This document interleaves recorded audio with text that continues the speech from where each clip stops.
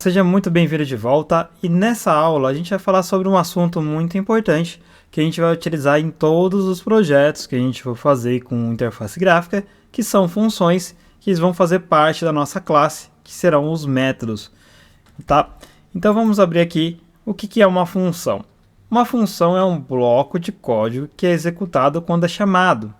Você pode passar dados conhecidos como os parâmetros para uma função. Funções podem retornar dados como resultado. Podem ou não retornar dados, tá? Então imagine que a gente tem que executar determinada ação no código muitas vezes, como por exemplo imprimir documentos, imprimir. Eu vou ter que reescrever esse código? Não. Eu vou criar uma função para imprimir, uma função para calcular, uma função para formatar, e a gente vai chamar esses blocos para ser executado, tá? E qual que é a sintaxe da minha função? Então a gente utiliza a palavra reservada def para definir uma função, e aqui é o nome da função, nome função. E aí a gente coloca aqui parâmetro 1, né, P1 ou P2, se tiver parâmetro essa função, tá? E aí o resultado vai retornar o resultado. Por exemplo, essa função que eu criei aqui não faz nada, né? Então eu posso colocar resultado igual P1 mais PD, que eu coloquei aqui, né? E ao executar, eu criei essa função. A partir do momento que eu criei, eu posso chamar ela para que ela passe a existir aqui no meu código. Nome função, eu coloco 1, 2, e aí 1 mais 5, eu executar, ele vai retornar aqui 6, uma função para somar. Lógico, esse não é o nome da função, a gente coloca uma função de soma, criamos uma função de soma aqui, valor 1 e valor 2 aqui, VL1 e VL2. E a gente tem que mudar aqui também, VL1 e VL2. A gente já tem uma função disso, tá? A gente pode criar funções para retornar o nome, pode criar funções para que tenham ou não argumentos. Eu posso criar uma função só para calcular. Então, por exemplo, uma função de saudação que muitas pessoas usam, saudação aqui. E aí eu vou colocar o nome da pessoa e aí eu posso retornar aqui um print, sei lá, olá,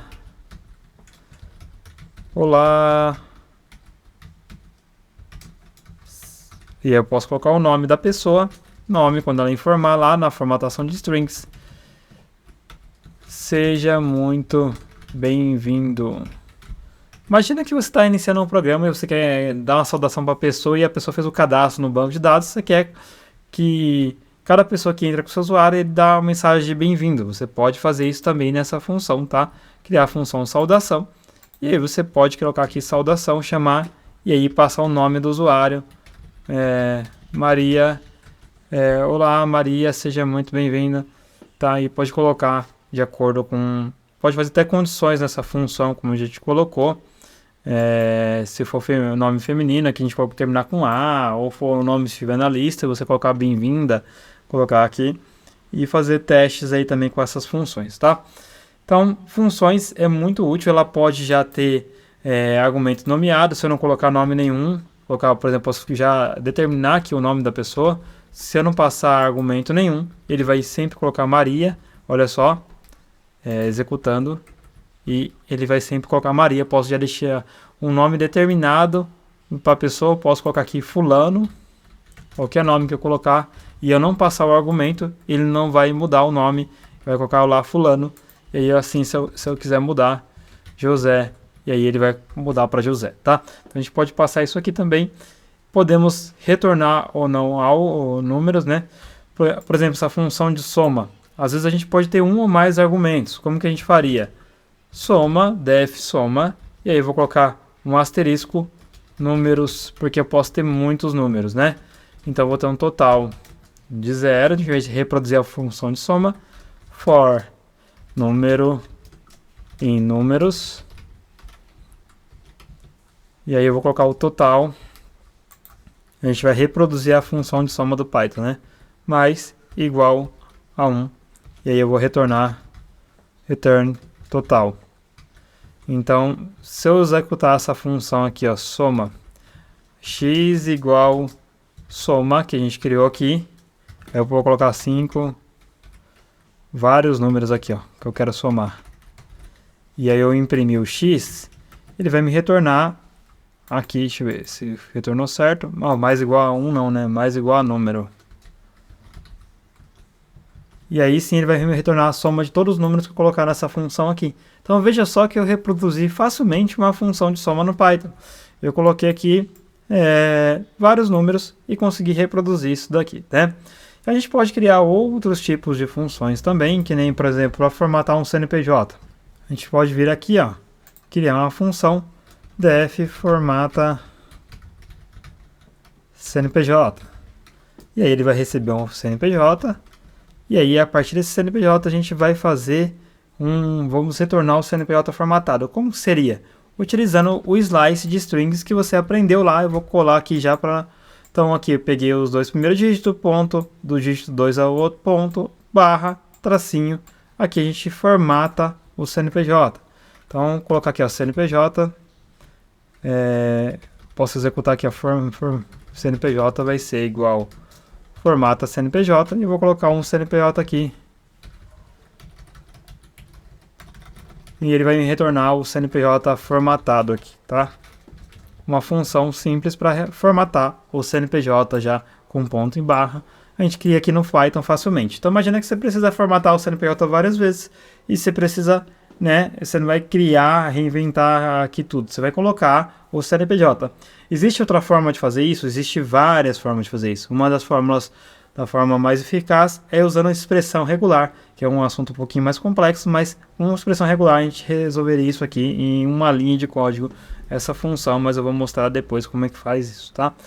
A gente também pode criar uma função para separar valores, tá? Imagina que eu tenho uma lista aqui de valores, sistemas, né? Colocar aqui um monte de coisa e eu quero separar valores. Então, eu vou colocar aqui a função separa valores.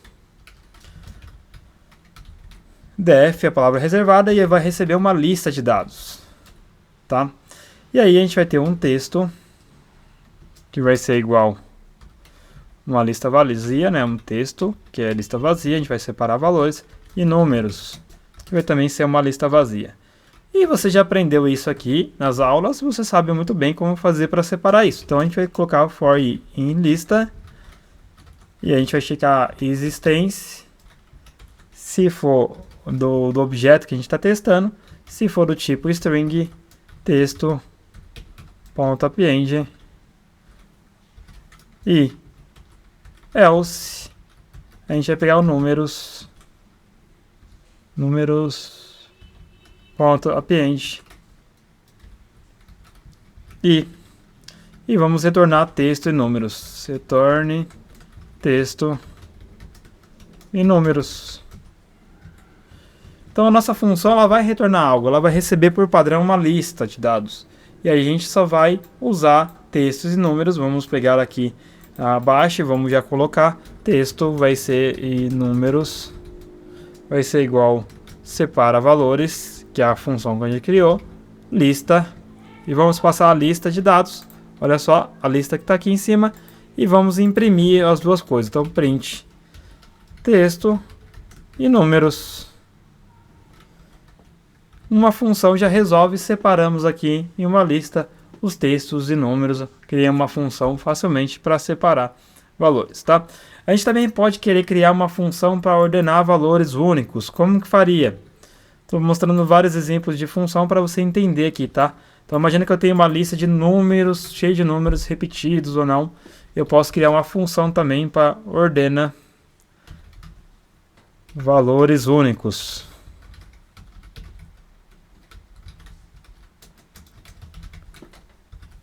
Eu vou receber números como um argumento, números.sort, a gente vai ordenar, e aí num vai ser igual set, que é um conjunto para a gente eliminar os duplicados, números, e aí a gente vai retornar, return list de números, tá? Olha só o uso do set já aqui, e aí a gente pode colocar na nossa função, que é o x, vai ser igual ordena valores únicos, e vamos passar a nossa lista de números, e vamos imprimir o x.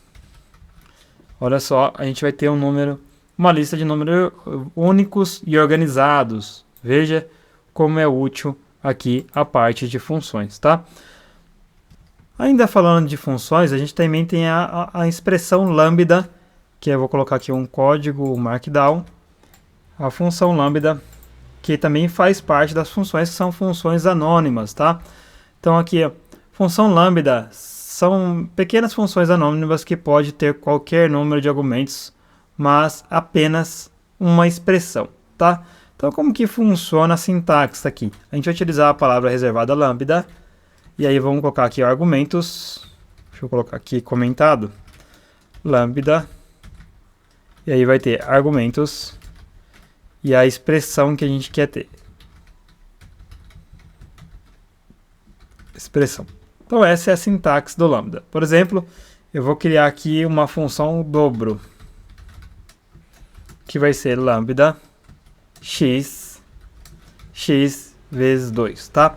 Então ela é uma função anônima, a gente vai usar para blocos de código que a gente vai criar cada vez que precisar utilizar. Então a gente não precisa, às vezes, de uma função que você executada várias vezes, mas a gente precisa criar uma função anônima na hora ali, só para determinado bloco de código. A gente também vai utilizar a expressão lambda no projeto, tá? Então, a gente executa aqui, eu posso colocar uma função dentro do meu código, que eu vou usar várias vezes no código, ó, dobro, e aí eu dobro de 5, e eu vou colocar 10 aqui, essa expressão que eu coloquei. Uma função anônima, já dei o nome dela aqui, anônima sem criar, e aí eu posso usá-la dentro do meu código à medida que eu tiver naquela função. Eu criei uma função, eu posso usar uma expressão lambda dentro daquela função para aquele determinado tipo de código, né? Então, aqui seria mais ou menos isso, tá? A gente vai praticar essa parte do lambda, a gente vai chegar no... Vamos fazer porque é um pouquinho mais complexo, então no curso a gente vai usar a expressão lambda para acessar as páginas do sistema, vamos fazer tudo isso daí e você vai entender perfeitamente. A gente ainda pode pegar aquela função de soma e fazer aqui numa expressão lambda, por exemplo, ó, somar. Aí eu posso colocar um lambda aqui, A e B, aí coloco A mais B, tá? Criei uma função anônima de somar. Então, somar, eu vou colocar aqui 4, 5, e vou executar, ele vai me dar o resultado de 9, tá? Ainda posso colocar aqui se o número é par. E aí eu vou colocar uma expressão lambda, e aí o x, que é o meu valor, x módulo 2, que é o resto da divisão, né, igual a zero. Se o resto da minha divisão por 2 for 0, ele vai retornar que é par. E aí eu consigo imprimir aqui já se a função é par. E eu coloco aqui com esse número aqui gigante, e ele vai imprimir aqui se é par, verdadeiro ou falso, tá? Ele vai imprimir verdadeiro ou falso.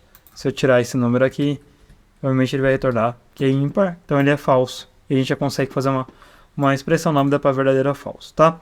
Então, a gente encerra a aula de funções aqui, depois eu vou trazer um conteúdo mais detalhado. E a gente vai dar um início à orientação a objeto necessária para a gente acompanhar as aulas de PySite 6, tá? Mas vai ter conteúdo no canal, uma playlist completa de orientação a objeto, porque esse tema aqui é muito complexo, vai ter bastante aulas detalhadas para você aprender aqui, tá? Então, na aula seguinte a gente continua, onde eu vou dar uma introdução à orientação a objeto, porque a gente vai usar a orientação a objeto no nosso curso aqui. E aí eu preciso que você aprenda pelo menos o básico necessário para poder acompanhar. Então eu te vejo lá, até logo.